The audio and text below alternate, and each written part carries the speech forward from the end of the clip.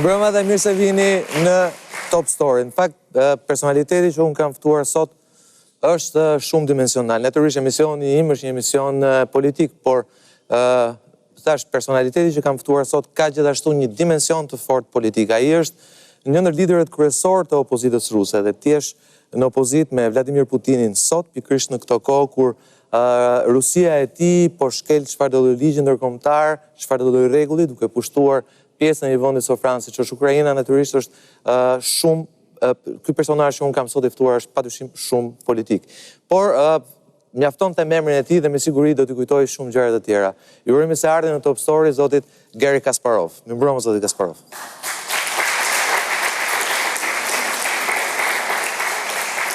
Faleminderit që jeni sonte me mua. Në fakt mund ju prezantova si një nga drejtuesit, liderit e opozitës ruse, por mund ju kisha prezantuar ish kampioni botës, mjeshtri i madh botëror i shahut, padyshim lojtari më i madh i shahut gjallë sot, por mund ju kisha prezantuar dhe si kryetar i fondacionit shahut, kryetar i fondacionit drejtave të njerëzit, apo dhe kandidat për presidenti i Federatës Botërore të Shahut. Cilët nga këto do preferonit sot? I used to wear different hats, so you can also mention that I'm Në të shkuarën baja kapelet të ndryshme, gjithashtu ju mund të përmendni se jam edhe drejtuesi fondacionit të drejtave të njerëzit me qendër në New York. Kam ndjekur Václav Havelin dhe jam gjithashtu shumë aktiv globalisht në fushën e të drejtave të njerëzit. Unë e shikoj jetën si kombinim të shumë faktorëve. Besoj në të drejtat e njerëzit, edukimin përmes sportit, ku këtu futet shahu, sikurse besoj se regjimi i Putinit duhet të ndryshojë, pasi diçka e tillë duhet jo vetëm në të mirë të Rusisë, por të gjithë botës. Po tentoj të ndryshoj botën duke kandiduar për postin e kreut të Federatës Botërore të Shahut. Ne mund të bashkëbisedojmë për të gjitha këto elemente të jetës time, gjë e cila mund t'ju çojë drejt një bashkëbisedimi interesant.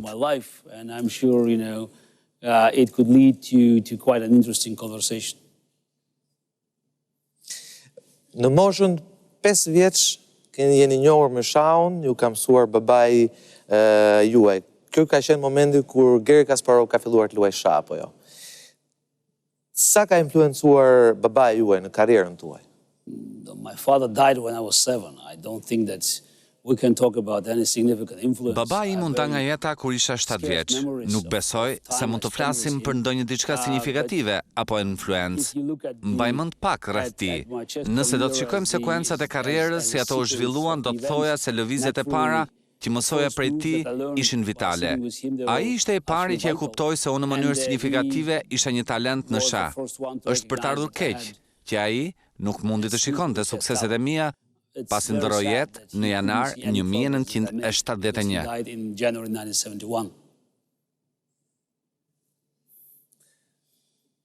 Në fakt, këto janë disa nga fotografitë tuaja në moshë të re. Ju, natyrisht kjo është foto e ndeshjes famshme të maraton të vitit 1984 përballë Anatoli Karpov, përballë cilit jeni dhe sot politikisht, apo jo sot Karpov është një nga deputetët e partisë pro Vladimir Putinit. Por për këtë do flasim pak më vonë. Në fakt, për t'ju njohur pak me figurën e zotit Kasparov, ne kemi përgatitur një material shkurtër prej 2-3 minutash nga gazetari ynë Thimi Samarxhi, i cili është dhe një themi apasionuar pas shahut dhe pas themi kampionit më të madh botës që ka pas shahu që e kemi sot në Top Story, Geri Kasparov. Le ta ndjekim.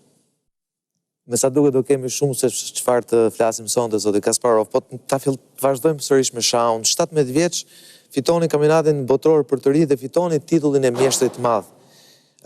Çfarë do të thotë ti je kampion në një moshë kaq të re? No, I don't think that this was a very defining moment because it was more formality. Unë nuk mendoj se ky ishte një moment decisiv sepse ishte diçka më shumë se një formalitet. Unë isha mjaftueshëm i fortë për ta marrë titullin e mjeshtrit të madh. Le të mos harrojmë se në vitet 80 titulli ishte më shumë i rëndësishëm, pasi kishte vetëm pak mjeshtra të mëdhenj.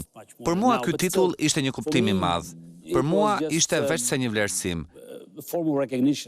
Because already at age 15 I played in the Soviet National Championship and was the only player without a grandmaster title. Që në moshën 15 vjeçare luajta në kampionatin sovjetik dhe isha I vetmi pa patur statusin e mjeshtrit të madh apo ndonjë titull ndërkombëtar. Ishte me rëndësi për mua do thoja që ishte një hap I ndërmjetëm, pasi unë I kisha syt tek një titull botëror. Mund t'ju them se momenti vendimtar ishte në moshën 14 vjeçare, kur unë kalova atë që do ta përshkruaj si një gur kilometrik, duke fituar titullin e parë në moshë të rritur në Bashkimin Sovjetik në Minsk, tani Bielorusia. Ky ishte momenti kur e kuptova se mund të shkoja lart e më lart, siç unë dëshiroja. As far, as high as I want. Në fakt, ju edhe në moshën 12 vjeç mos gaboj keni fituar moshë fare 3 për kampionatin e trive të Bashkimit Sovjetik. Dhe këtë gjë e përsëritet edhe një vit më vonë. Po, pyetja ime lidhet cila është lidhja juaj me shahun? Është një lidhje që lind me personin, pra është diçka që lind, apo që fitohet me punë të fortë, pra me stërvitje të fortë, me orë të tëra dedikuar ti? No, I don't think I will give you any sensational answer here, because in order to be really good at something, you need talent. Nuk besoj se do t'ju jap një përgjigje sensacionale këtu. Që të jesh I mirë në diçka duhet talent. Njëkohësisht të punosh shumë. Kështu talent pa punë shumë është vetëm 50% ose më pak sukses. Unë isha me fat pasi kam talentin nga prindërit e mi në mënyrë natyrale. Gjithashtu talenti u shtua duke punuar shumë. Nëna ime gjithmonë më thoshte të punuarit shumë ishte thelbësore për çdo sukses. Të punuarit shumë prej meje ishte diçka e natyrshme, si të luash shah. Dhe tani ti kthehemi ndoshta temi ngjarjes që padyshim ktheu sytë të gjithë botës. Unë kam qenë 11 vjeç atëherë kur ju sfiduat kampioni e botës Anatoli Karpov për titullin botëror në vitin 1984, siç e tha dhe materiali ynë që rezultoi në ndeshjen më të famshme dhe më të gjatë në historinë e shahut, por të ndërprerë. Ndoshta do kishte zgjatur edhe më shumë pas 5 muajsh presidenti I FIDE-s, pra I Federatës Botërore të Shahut, e ndërpreu ndeshjen duke cituar lodhjen e të dy lojtarëve. Tani me që ju kam këtu do doja të pyesja drejt për drejt. A ndjeshit vërtet I lodhur për ta lënë ndeshjen për gjysmë? Mos gaboj ju keni qenë një dizavantazh të lehtë. Look, the FIDE statement that both players were extremely tired was 50% correct. Shiko, deklarata e FIDE-s se të dy lojtarët ishin ekstremisht të lodhur ishte 50% korrekte. Nuk mund ta them se isha po aq I freskët sa në fillim të ndeshjes, por isha në gjendje ekselente duke ju afruar kundërshtarit. Deri diku isha pak prapa, por iniciativa ishte nën kontrollin tim, në duart e mia, dhe Karpov nuk dukej mirë. Dukej qartë se ai kishte një disbalancë psikologjike. Vendimi për ta ndalur lojën ishte qartësisht I diktuar prej autoriteteve sovjetike. Prandaj, Karpov e pranoi atë vendim, duke u dakordsuar me atë çka thuhej në deklaratë. Unë ju binda pasi s'kisha mundësi tjetër. Lajmi I mirë ishte se fal perestrojkës dhe Bashkimit Sovjetik, ata mund të më largonin mua dhe të organizonin një ndeshje të re. 8 muaj më vonë, unë e fitova atë ndeshje. Come up with a new match 8 months later, the match that I won. Pra, themi Anatoli Karpov, me gjithë se ishte themi në avantazh në pikë ndaj jush, nuk ishte një njëjtë mendim me ju, pra ai ishte për ndërprerjen e lojës apo jo? Look, Karpov was winning the match from the very beginning. At one point it was 5-0 in his favor. At the time when the match was stopped, it was 5-3. Karpov po e fitonte ndeshjen që në fillim. Në një moment, rezultati ishte 5-0 në favor të tij. Në kohën kur loja u ndërpre, ishim 5-3 dhe e humbi 2 lojë radhëzi. Për një kohë të gjatë ai nuk mundi të fitojë një lojë të vetme. Nëse do të vijonte të luante në 1984-ën, 85-ën, ai ishte në pozita ta ndalonte dhe askush nuk do të guxonte të vinte me sugjerime të tilla. Mund të them që kjo ndodhi pasi marrëveshje pasive prej tij në një kohë që unë isha një kundërshtar agresiv. Disa njerëz thonë që në shkurt të vitit 1985 ndodhi protesta e parë publike e një kalibri të tillë që mbahej mend në Bashkimin Sovjetik, pasi konferenca për median në 15 shkurt rreth ndërprerjes së ndeshjes u transmetua në të gjithë botën. About the closing of the match was transmitted around the world. Zoti Kasparov, në atë kohë unë kam qenë rreth 11 vjeç, ndiqeja për orë të tëra ndeshjen tuaj me Anatoli Karpov në televizionet e huaja, kryesisht atë Jugosllav, i cili e jepte dhe pothuajse live gjatë gjithë kohës. Dhe mund të them që pas kësaj ndeshje unë kam bler kutinë time të parë të shahut dhe kam filluar të luaj me babain tim. Megjithëse shumë amator për çështjen e shahut, kaq i fortë ka qenë impakti i kësaj ndeshjeje, besoj vetëm ndaj me, po ndaj një brezi të ri fëmijësh edhe të rinj. Cili është kujtimi më i fortë që ju keni nga ajo ndeshje që zgjati 5 muaj? Look, it was a long match, but I would consider it not just one match because Ishte një ndeshje e gjatë. Unë nuk e konsideroj si vetëm një ndeshje sepse ishte një konkurs 5 vjeçar që filloi në 1984, pra në shtator, dhe nëse konsideroni ndeshjen e fundit, pra 6 vjet. Ishte një konkurim në vijshmëri. Natyrisht, momenti më fantastik ishte momenti kur unë fitova ndeshjen e 24-t. So, of course, the most amazing moment is the moment when I won the game 24. You get to show up. Ishte një show i vërtet. Diçka e vështirë ta përshkruash. Ti bën lëvizjen, Karpov tërhiqet dhe bëhesh kampion bote. Kjo është diçka e papërsëritshme pasi çdo sekond fitore për kampionin e botës është një nder i madh. I të gjithë asaj ndjesie sensacionale që unë përjetova në 9 nëntor 1985. It's just a repetition of these sensational feelings that I had on November 9, 1985. Në atë kohë, për herë të parë, ndoshta në televizionin shtetëror të regjimit komunist në Shqipëri, u shfaq një sportist themi sovjetik.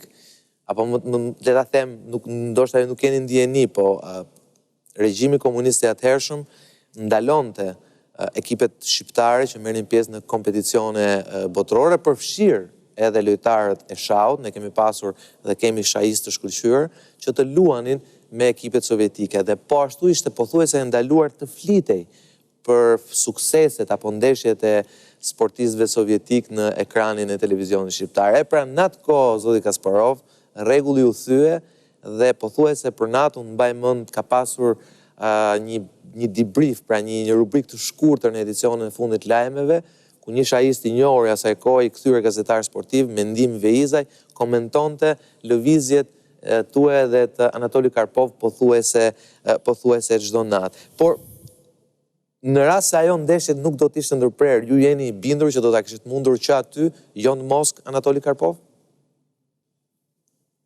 No, I was still trailing 5-3, so it would be wrong to say that, I would have been definite winner of the match.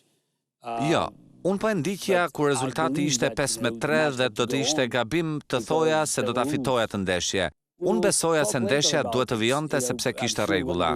Ne do të flasim pak më vonë për këtë kur të diskutojmë rreth rregullave të legjislacionit në politikë që duhen respektuar. Për mua që në fillim ishte e papranueshme pasi ka dy gjëra, ose i pëlqen rregullat, ose i kundërshton ato. Rregulli thoshte se ndeshja ndalon kur një lojtar ka fituar 6 ndeshje.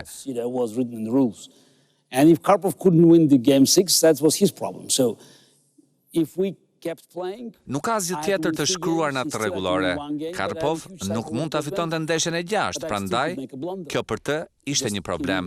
Kështu nëse do të vijonim të luanim, mua më duhet fitoja 3 a 1, por unë kisha një avantazh psikologjik, megjithatë mund edhe të gaboja, pasi atij i duhej vetëm një fitore.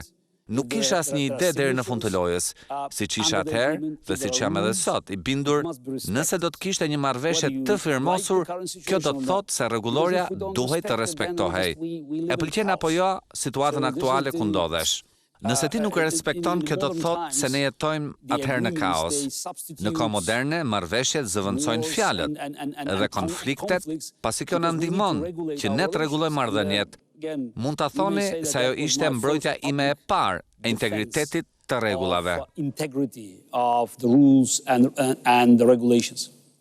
Në fakt, si e solli dhe historia, ju temi tani politikisht jeni sërish përballë, temi jo Anatoli Karpovit, cili është një figurë sekundare politike sot në Rusi, përkrahas dhe deputet në Duma i partisë Rusia Jon, që është padyshim partia më e madhe pro Putinit në parlament.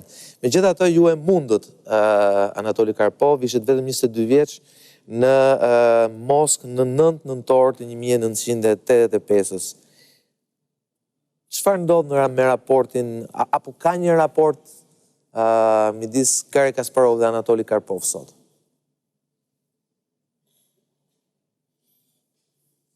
Oh, while time passing by, many things are not as sharp as they used to be. Koha kalon dhe gjërat nuk mund të jenë të mprehta siç ishin në të shkuarën. Mund të them se marrëdhëniet tona janë stabilizuar. Kur unë arrestova në vitin 2007 duke shpenzuar pak ditë në qelitë e Putinit, Karpov tentoi të më vizitonte duke treguar kështu solidaritet. Kjo për mua ishte një shenjë e madhe. In 2010, I supported Karpov, who was running for the FIDE presidency. I spent a lot of energy and time just supporting his bid for presidency. Në 2010-ën, unë mbështeta Karpov kur kandidoi për president të Federatës Botërore të Shahut, duke shpenzuar shumë energji dhe kohë në mbështetje të tij, por mbetemi shumë të ndryshëm. Anatoli Karpov sot është mbështetës i regjimit, është pjesë e tij, siç ishte edhe 20 apo 30 vjet më parë. Ironikisht, unë vijoj të jem kundërshtar i regjimit.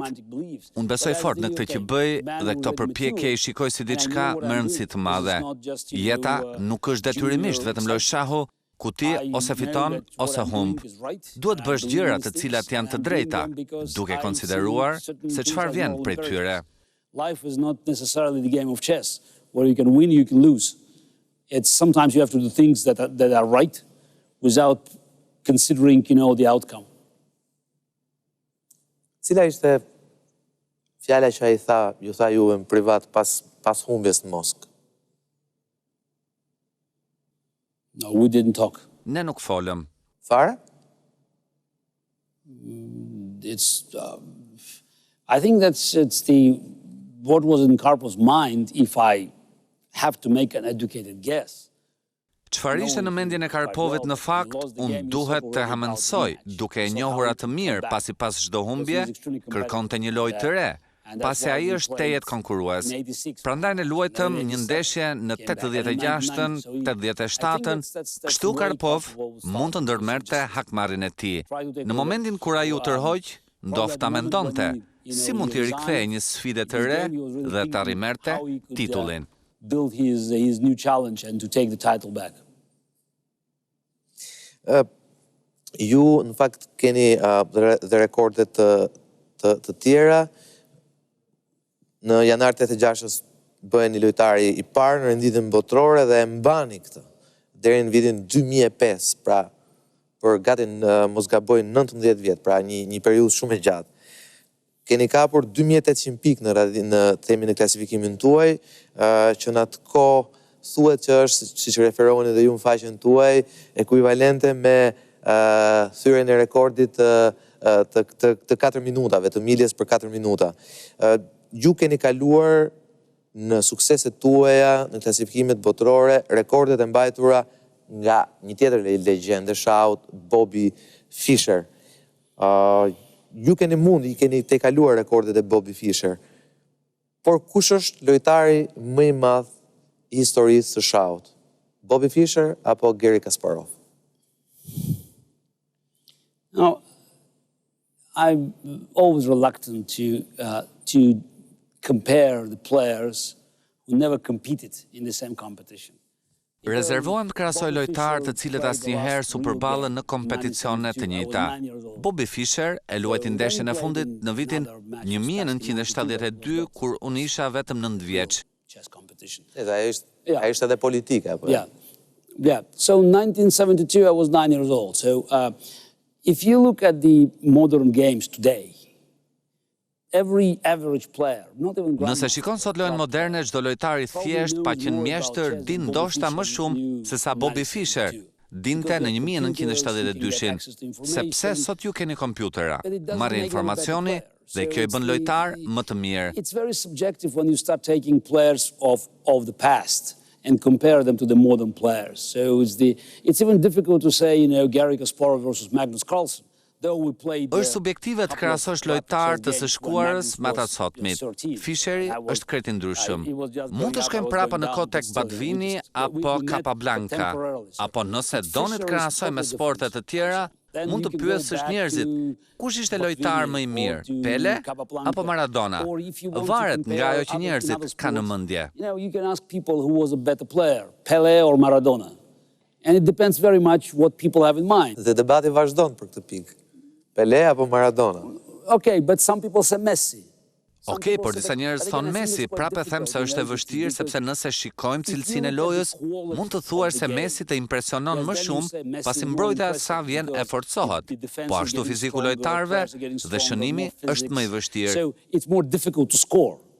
But there's still some people say, 1970 Kështu disa njerëz thonë se në vitet 1970 që ishte edhe kampionati i parë botëror i ndjekur prej meje, kur mbaj mend shënimin e golit të parë me kokë të Peles kundër Italisë dhe loja mbaroi 4-1, pra është diçka subjektive.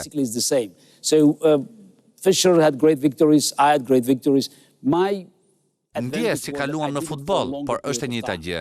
Fischer pati fitore fantastike sikurse dhe unë. Përparësia ime ishte se unë luajta për një periudhë më të gjatë, ndërsa Fischeri e pati dominimin gjatë 3 viteve. Unë isha dominant për 15 vjet. Nëse do t'jap një shembull jo nga sporti, por nga shkenca, është e pavlerë të themi se kush ishte shkencëtari më i madh, Newtoni apo Einsteini. Sot nëse shkon tek çdo student fizike, ai din më shumë se Newtoni dhe Einsteini të marrë së bashku. Çfarë na tregon kjo? Atë që tani ka më shumë mundësi informacioni për të çuar përpara progresin. Po tregojeni modest, po megjithatë duke marrë sërish shembullin e futbollit, siç thatë, rregullat e futbollit janë të njëjtat, por kanë ndryshuar taktikat. Ndërkohë, që në kohën e persëve, shahu është ajo fusha me kutia, apo 32 figurat, dhe sërish vetëm një kundërshtar përballë. Dhe natyrisht që ju, megjithëse i vogël, keni pasur mundësi qoftë dhe t'i lexoni ndeshjet e Bobby Fischer. Nëse do e kishit përballë, kishit pasur mundësinë të luanit me të, do të kishit preferuar të luanit me Bobby Fischer dhe si mendoni do kishte dalë ndeshja?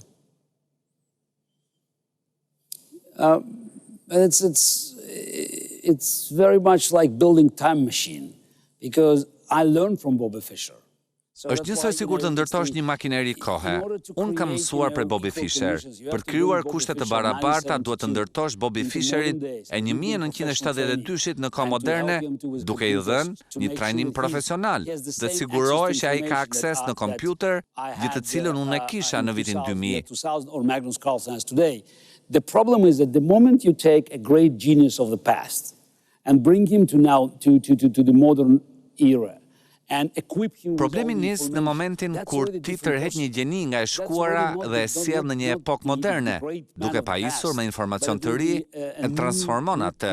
Gjeni i vërtet është ai person i cili lëviz nga pjesa horizontale në atë vertikale, ai i cili hap horizonte të reja. Is a person who actually moves us, from the horizontal development to vertical. Somebody who opens new horizons. Natyrshëm, loja e Fischerit ishte për sytë e lirë të një epoke të re. Ne mund të flasim edhe për lojtarë të tjerë me një simpati dhe admirim të njëjtë. Other players with, similar appreciation and admiration.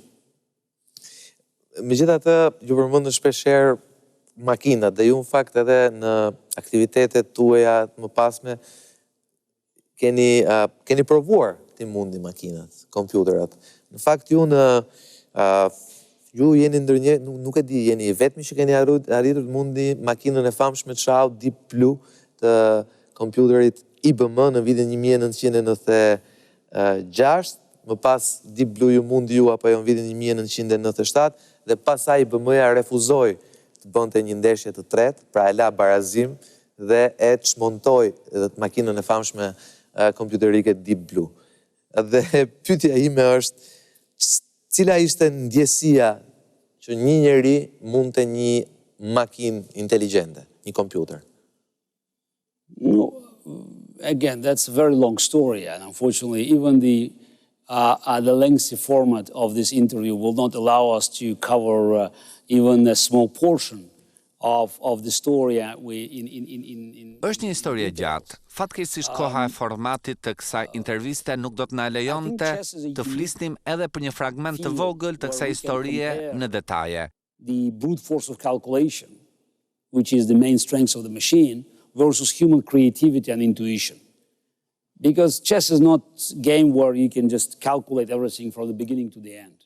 Mendoj se shahu është një fushë shumë unike ku mund të krahasojmë forcën e llogaritjes, e cila është edhe pika më e fortë e makinës së kreativitetit dhe intuitën e qenieve njerëzore. Shahu nuk është një lojë në të cilën mund të llogarisësh nga fillimi në fund. Matematikisht është një lojë pafund. Pra makina duket se nuk e shikon dot fundin. Pra, gjithmonë është ai momenti kur ti fillon dhe merr vendime kundra kalkulimeve perfekte. Makina sa vjen e vështirësohen sepse marrin forcën e llogaritjes plus pastaj edhe elementi stabilitet. Loja e shahut për njerëzve nuk është 100% e qëndrueshme sepse mund të kemi luhatjet tona nga stresi psikologjik, prandaj gjatë një loje vërehen ulje-ngritje, ndërsa makina nuk lëviz. Prandaj të luash kundra një makine është shumë e vështirë, një sfidë e paimagjinueshme për mendjen e një njeriu pasi kërkon një nivel më të lartë përqendrimi, e cila nuk është e nevojshme, apo kërkohet në një duel njerëzor. That normally is not necessary, is not required in the human competitions.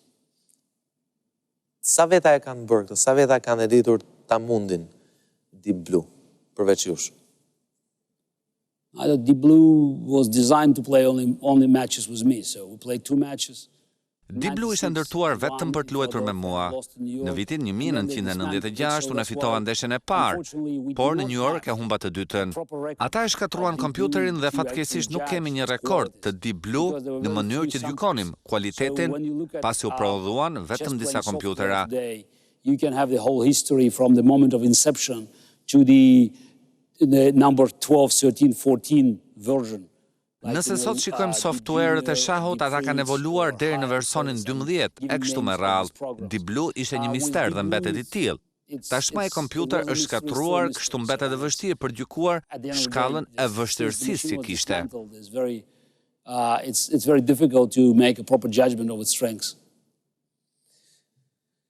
Ju e humni titullin e kampionit në Londër në vitin 2000, po jo përballë një tjetër rusi. Pra ja morët një rusi, ja lat një rusi titullin e kampion Vladimir Kramnik.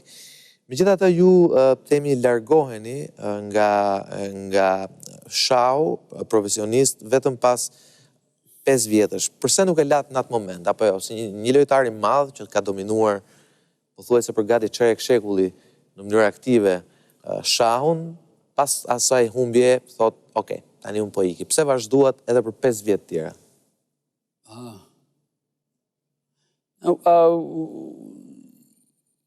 I have to say that for me, playing chess was not just about winning the games. Për mua të luajturit shah nuk ishte thjesht një çështje për të fituar ndeshje, ishte gjithashtu diçka për të bërë ndryshimin dhe dhënë kontribut në lojën e shahut. I didn't feel that I was exhausted and I was, totally out of the competition. Actually, after the tournament, I was still dominant for at least 2 more years. Completely dominant. Kur unë humba në vitin 2000 kundra Vladimir Kramkin, unë nuk ndjehesha se isha e zauruar apo i lodhur. Pas kësaj gare, të paktën edhe për 2 vite të tjera unë isha dominues, duke fituar kompeticione të ndryshme dhe duke qëndruar lart në sistemin e pikëve, duke mbajtur kështu deri në fund të karrierës time. The same determination, the same passion to make the difference. And I also needed time to actually reconsider my future life because many chess players, they stay playing all the time. Gjatë 2003-2004 fillova duke humbur terren pas e shikoja që nuk e kisha vendosmërinë dhe pasionin për të qenë ndryshe. Pra, kisha nevojë për kohë në mënyrë që të vendosja se cila do të ishte ardhmja ime pasi shumë lojtarë shahu luajnë pafundësisht. Unë doja të bëja çka do të ishte me rëndësi dhe do të sillte ndryshim tek njerëzit. I could say that there was an important psychological element there. So, because in 1997, after I won a tournament in Russia, I was asked by... Vendimi për ta lënë shahun nuk është marrë brenda një nate. Kështu në mënyrë graduale, mendërisht përgatita mendjen time për diçka të tillë e cila do të ndodhte. Kishte një element të rëndësishëm psikologjik në të gjithë këtë histori. Në 1997, kur fitova një tur shahu në Rusi, u pyeta nga një gazetar për ëndrrën time në shah, sepse kisha fituar pothuajse të gjitha ndeshjet e luajtura. Kampion bote për 12 vjet dhe ku doja tjetër të arrija, ju përgjigja me këto fjalë. Nuk kam mbetur shumë se çfarë mund të ndërroj për shahun. Atkohë sapo më kishte lindur djali dhe ishte vetëm 9 muajsh. I thash gazetarit se do dëshiroja që ai të rritej dhe ca, e të shikonte babain që fitonte në evenimente të ndryshme, për ta kuptuar se çfarë unë kisha bërë në jetën time. Në dhjetor 2004, unë luajta në kampionatin kombëtar të Rusisë. E fitova atë në Moskë në një kohë që djali ishte 8 vjeç. Në ceremoni ishte afër meje. Hoqja nga qafa, medaljen e arit, duke vendosur në të tijën, dhe kështu i thash vetes, ky është fundi i të gjithë kësaj historie. E çfarë tjetër? Kjo ishte ëndra finale. Kjo e bëri më të lehtë për mua që pas 2 muajsh të thoja faleminderit, tashmë ka ardhur momenti ta drejtoj jetën time diku tjetër. Gradualisht unë isha i përgatitur për këtë moment. With my life to something else. But I've been gradually preparing for this moment. Ju pyeta se vërtet shahu nuk është si gjithë sportet e tjera, ose nuk e di nëse mund quhet sport. Është një lojë e mendjes së inteligjencës, sepse në shah ti nuk vrapon apo jo. Nuk stërvitesh fizikisht dhe thuhet që me kalimin e moshës truri bëhet edhe më piqet dhe bëhet edhe më inteligjent. Dhe ndoshta shpjegimi që ju dhat, pra që truanit diçka në memorien e djalit tuaj ka një sens. Po unë kam përshtypjen që përveç saj duhet këtë pasur edhe diçka tjetër. Siç edhe ju thatë që nuk ishit më i fokusuar shahun, nuk ju jepte më, i kishit marrë gjithçka atij, dhe ndoshta kthyet syt nga politika? No, again, it's the specific field of operation for me was less important than my belief. Jo, fusha ime ku operoja ishte me më pak rëndësi nga ajo e cila besoja që lidhet me të ndryshuarin e gjërave të përmirë. Të bësh ndryshimin ishte motoja e jetës time. Ajo që e quajte përfshirje në politikën ruse lidhet drejt për drejt me të drejtat e njeriut dhe demokracinë në Rusi. I didn't have a personal agenda there, so for me it was like a moral imperative. You have to do it because if you don't try, then you just have to leave the country, because I recognized that the country was on the wrong track. Nuk kisha ndonjë agent personale, kështu që nëse nuk e bëja, s'më mbetej gjë tjetër vetëm të largohesha prej vendit tim. Kuptova se vendi ishte duke shkuar në një drejtim të gabuar. Nëse nise beson se situata do të ndryshonte pas 2 vitesh, apo Vladimir Putin nuk është aq i rrezikshëm, unë kisha një nuhatje krejt tjetër. I was not paranoid about my own importance. I knew that in this battleground of politics and human rights, I was not capable to be as invincible as I was in chess, because there were no rules. Vladimir Putin është një rrezik i vërtet. Doja të bëja diçka, por natyrisht sa mundesha. U zvesha nga frika të qenurit një njeri me rëndësi, dhe në këtë fushë betej politike dhe të drejtave të njeriut, nuk duhet të jesh aq i dukshëm sa isha në shah, sepse nuk isha rregulla. Nëse në shah ti parashikon çdo të ndodh falë rezultateve të lojës, në Rusi ishte kundërta. Rregullat ndryshoheshin vazhdimisht dhe rezultati mbetej i pandryshuar. Atkohë u mendova dhe thash pse jo mos ta pranoja një diçka të tillë. Promoting my ideas on decision making and strategy. Nuk isha i përfshirë vetëm në këtë aktivitet në Rusi. Kur la shahun, jam përfshirë edhe në promovimin e ideve vendimarrëse dhe strategjive për fshi koncepte të ndryshme. Për këtë shkruajta një libër të përkthyer në 22 gjuhë. Gjatë 9 viteve të fundit kam dhënë me qindra leksione nëpër korporata të ndryshme, konferenca, universitete, plus vijoj të shkruaj libra apo artikuj politik. Pra kam një jetë intelektuale aktive. Ajo që bëj në Rusi dhe pa nëpërmjet televizorit ku isha përballë policisë së Putinit nuk është diçka tipike, por mendova se duhej bërë. Mirë, do t'i rikthehemi sërish shahut në pjesën e tretë, por në pjesën e dytë, pasi ndërprerë shkurtër publicitare, do t'i rikthehemi sërish me Geri Kasparov. Kësaj radhe, jo shahistin e madh, legjendën e shahut botror, por me politikanin dhe mbrojtësin e drejtave njerëzit. Rikthehemi pas pak.